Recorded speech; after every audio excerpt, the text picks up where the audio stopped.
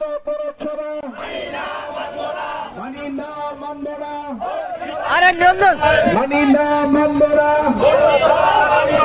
এক দফা এক দাবি বর্ধিত পৌরসভা, বর্ধিত পৌরসভা পৌরসভা, বর্ধিত পৌরসভা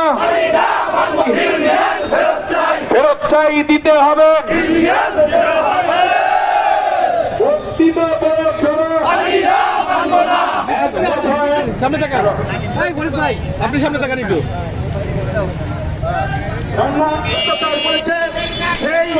সেই ধারাবাহিকতা ভাবেই আমাদের হচ্ছে আমরা যতই এই সমস্ত আমরা সমস্ত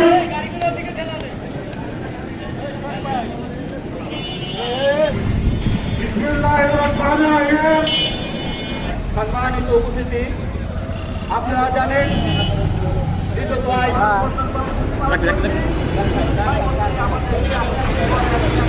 ইউনিয়ন কমপ্লেক্স ভবন গণপ্রজাতন্ত্রী বাংলাদেশ সরকারের আমাদের বর্ধিত পৌরসভার 3 নম্বর ওয়ার্ড পাটচর, শামসুন্দরপুর, গোবিন্দপুর, গঙ্গাপট্টি, মহারাজপুর যারা অংশগ্রহণ যারা অন্তর্ভুক্ত করেছিলেন তাদেরকে বিগত দিনের খাজনা মওকুফ করে দেওয়ার জন্য আমি বিশেষভাবে দৃষ্টি আকর্ষণ করছি।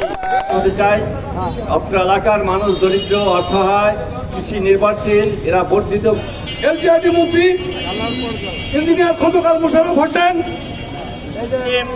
বিগত সরকারের আমলে প্রধানমন্ত্রী শেখ হাসিনার বিআই খন্দকার ইঞ্জিনিয়ার মোশাররফ হোসেন জোরপূর্বক আমাদেরকে পৌরসভায় অন্তর্ভুক্ত করেছেন, বর্ধিত পৌরসভায়। মধ্যপাড়া গ্রাম, ওখানে উন্নতির কোনো ছোঁয়া আজ পর্যন্ত মিলেনি, নাই কোনো হাই রাইজ বিল্ডিং, নাই কোনো অফিস আদালত, কোনো কিছু ওখানে নাই।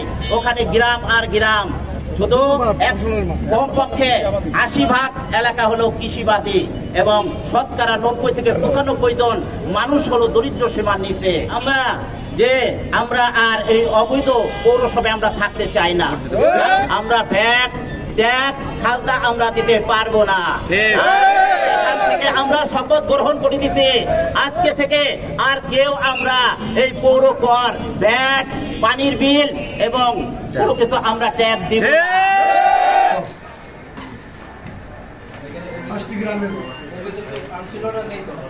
নিউজটি আপনাদের ভালো লেগে থাকলে লাইক, কমেন্ট ও শেয়ার করুন। নিউজটি আপনাদের ভালো লেগে থাকলে লাইক, কমেন্ট ও শেয়ার করুন।